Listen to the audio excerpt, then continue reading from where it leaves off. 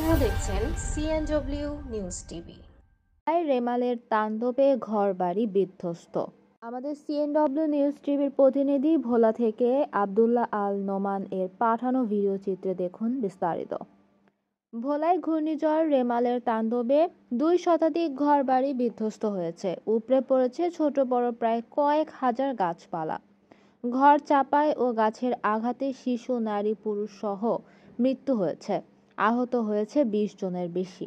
এছাড়া নদ নদীর পানি স্বাভাবিকের চেয়ে 4 থেকে 5 ফুট বৃদ্ধি পেয়ে চরফ্যাশন উপজেলার ঢালচর কুকরি-মুকরি ইউনিয়ন তলিয়ে গেছে পানির নিচে। এছাড়া মনপুরা, লালমোহন ও দৌলতখান উপজেলার বিভিন্ন ইউনিয়নের নিম্নাঞ্চল প্লাবিত হয়েছে। এসব এলাকার লক্ষাধিক মানুষ পানিবন্দী রয়েছেন। বহু মানুষের পুকুর ও মাছের ঘের, রাস্তাঘাট, ব্রিজ, কালভার্ট সহ তলিয়ে গেছে বহু স্থাপনা।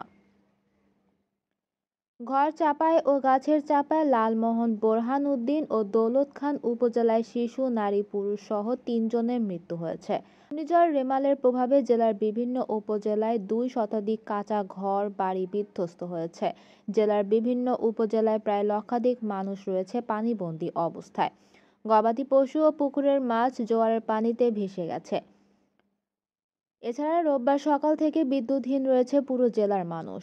ভোলার বিদ্যুৎ বিতরণ বিভাগের নির্বাহী প্রকৌশলী কাউসার হোসেন বলেছেন, বিভিন্ন উপজেলায় বিদ্যুতের সংযোগ লাইনে গাছ পড়ে তার ছিঁড়ে গিয়ে বিদ্যুৎ সংযোগ বন্ধ রয়েছে। ঝড়ের মধ্যেও ওই সকল লাইনগুলো সংস্কারের বিদ্যুৎ বিভাগের লোকজন মাঠে কাজ করে যাচ্ছেন। আসলাম,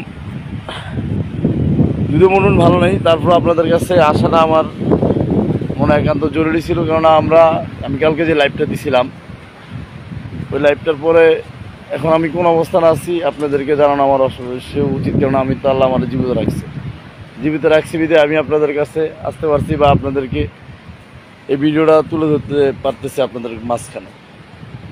এই ভিডিওটা বেশি বেশি সবাই শেয়ার করবেন, সবার দেখার মতো সুযোগ করে দিবেন। দেখেন এখানে একটা ঘর, ওই একটা ঘর, আমার পাশে একটা ঘর ছিল, ওই ঘরটা নাই বর্তমানে।